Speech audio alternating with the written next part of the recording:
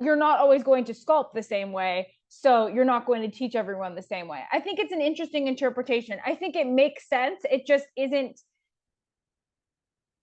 exactly the metaphor of the quote because there was confusion with the context of marble, which is fine.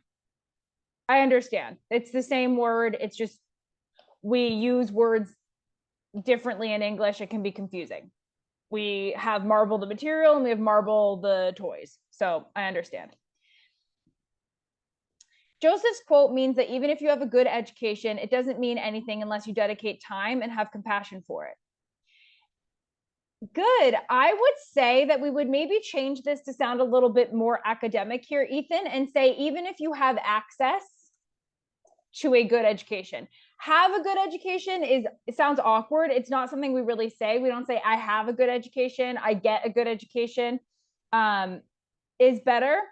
But this would sound great. I have access to a good education. So it means that you can choose or you can take advantage of it. You have access to it. But what you're saying here is that you don't really get it if you don't actually try.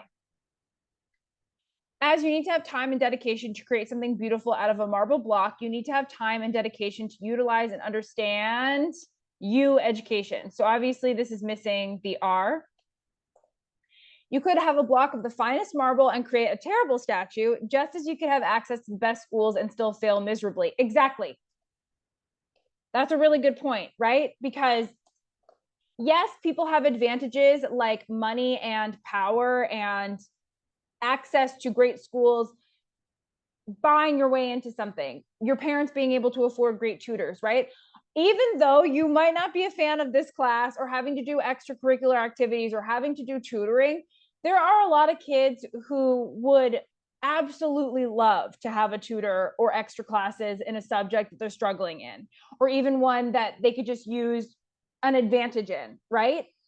That can't afford it. You know, your parents pay for, I assume, multiple extracurriculars, which is a really nice thing for them to do. And if you're not working at it, you're not only wasting that money and, you know, your parents' good intentions, you're also wasting your time and avoiding getting better at something and shaking your head or turning away from an opportunity, right? You're squandering it. Just like you would if you had access to a good college, your parents paid your Harvard tuition, but you never went to class, right? You could say you got into Harvard or you went there, but did you really? And who's going to come out of Harvard a success? The student who went there but didn't do much, and the student who tried every day. Of course, that just makes very simple sense. So the only thing I'll say here, Ethan, in addition to what we already did, is that when you are referencing someone by just a singular name, you're going to use the surname, not the first name.